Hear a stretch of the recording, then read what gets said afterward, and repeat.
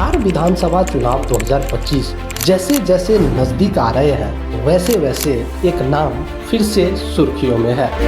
Prashant Kishor. Jan Suraaj party के संस्थापक प्रशांत किशोर पिछले कई महीनों से लगातार कह रहे थे, अगर जरूरत पड़ी तो मैं नीतीश कुमार के खिलाफ भी उतरूंगा और तेजस्वी यादव से भी सीधी टक्कर लेने को तैयार हूँ।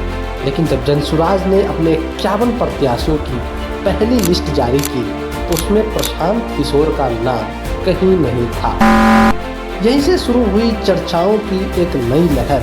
क्या प्रशांत किशोर चुनाव नहीं लड़ेंगे या फिर वे किसी रणनीति के तहत इंतजार कर रहे हैं? दरअसल प्रशांत किशोर ने अपने आंदोलन की शुरुआत जनसुराज पदयात्रा से की थी, जिसका मकसद था बिहार के हर गांव तक पहुंचकर जनता से सीधा संवाद करना।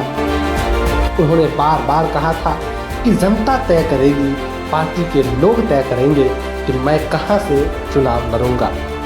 लेकिन अब जब चुनाव सिर पर है और टिकटों की घोषणा हो चुकी है तो सवाल ये उठता है, क्या जनता ने जवाब नहीं दिया या फिर पीके ने रणनीति बदल ली?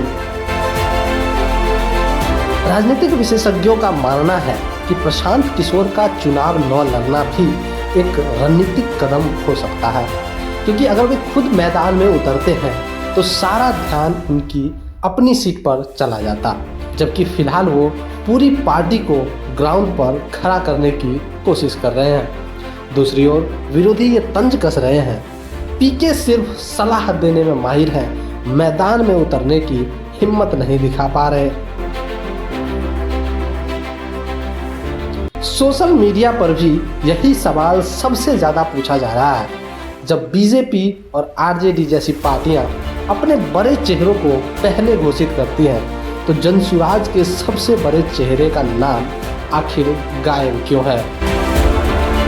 लेकिन यहाँ पर यह भी महत्वपूर्ण है देखना कि अभी तक किसी भी पार्टी ने अपने उम्मीदवारों की सूची जारी नहीं की है, इसीलिए इतनी जल्दी किसी निष्कर्ष पर पहुँचना जल्दबाजी होगी। संभावना ये भी है कि प्रशांत किशोर अपने सीट की घोषणा अंतिम चरण में या फिर किसी रणनीतिक समय पर करें। अब ये देखना दिलचस्प होगा कि क्या प्रशांत किशोर आने वाले दिनों में किसी सीट से खुद मैदान में उतरते हैं या फिर इस बार भी सिर्फ अपने उम्मीदवारों के भरोसे बिहार की सियासत में नई कहानी लिखने की कोशिश करते हैं। आप देख रहे थे बिहार राजनीतिक हलचल। मैं हूं अरुण पांडिस। बहुत बहुत धन्यवाद।